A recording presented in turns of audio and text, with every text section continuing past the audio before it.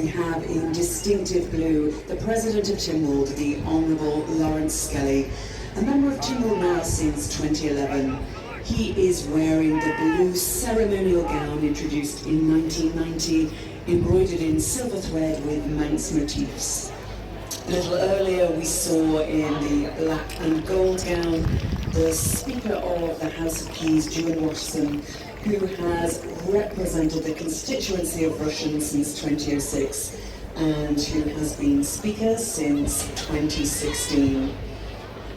Also in the procession, the Venerable Irene Cowell, Chaplain of the House of Keys, members of the Island Judiciary, the First Deemster, His Honour Andrew Corlett, the Second Deemster, His Honour John Needham, the Judge of Appeal, His Honour Anthony Cross, and the Third Deemster, His Honour Graham Cook.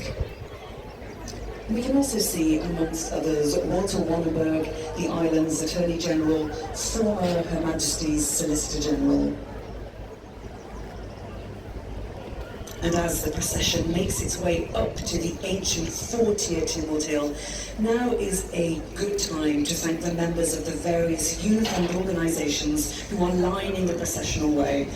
They are the custodians of remembrance: the Royal British Legion, the Isle of Man Joint Ex-Services Association, the Isle of Man Fire and Rescue Service, the Prison and Probation Service, the Civil Defence Corps, the Isle of Man Harbours and Coast Guard, the Royal National Lifeboat Institution, the Ramsey branch of the Royal Naval Association, the Isle of Man Scout Association and Girl Guiding Isle of Man, the Isle of Man Sea Cadet Corps, the Army Cadet Force, the Air Training Corps, and last but not least, St John Ambulance Senior Cadets. This will be a memorable day for them, I am sure.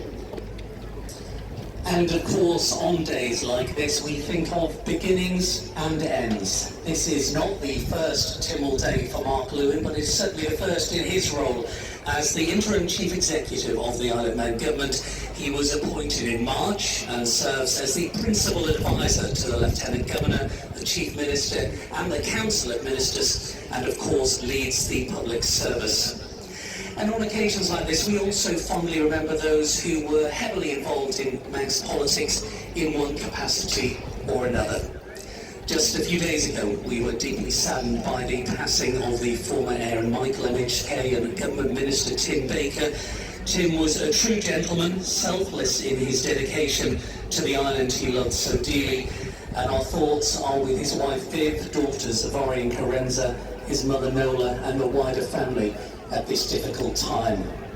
And in March we also said farewell to another known for his warmth, his generosity and good humour, and carried out his duties with quiet diligence and a trademark twinkle in his eye. In keeping with family tradition, we're honoured that his wife Maureen and daughter Lindsay are with us today. And in Tim and Keith we remember two dignified men who served our island and its people with integrity. They will be greatly missed and fondly remembered. You may have seen earlier three of the four recipients of the Tynwald Honour who are still with us are able to attend this year, and they were also walked to the hill a little bit earlier with their guests from further afield. Ian Cottier is the most recent recipient of the Tynwald Honour 4 years ago, the retired head teacher, a consummate broadcaster, particularly through his involvement long-standing in the island's brass band scene, a strong advocate of the Manx language and culture, and an avid supporter of charitable causes, too many to mention, and continuing through to this day. He is joined today by his daughter, Dr. Fenella Green, his sons Julian and Finlow, and their wives Elizabeth, Katerina, and Fenella's husband, and respective families are also here today. A moment of pride for a Manx family bound by strong ties. And Jeff Carron, who enjoyed a distinguished career in the legal profession, all the while spearheading various charitable causes, and that has been a founder, editor and photographer. In recent years, his work with Beach Buddies has earned the island global prominence, a group which continues to run numerous beach cleaning events each year, as well as education programs for schools island-wide. He received the honour in recognition of his public service to the Isle of Man, but also his charitable work. Welcome back, Bill. The Tynwald Honour, the highest accolade the Manx Parliament can bestow, and it really is great to see three of the recipients here today, three individuals who've contributed greatly to the quality of Manx life.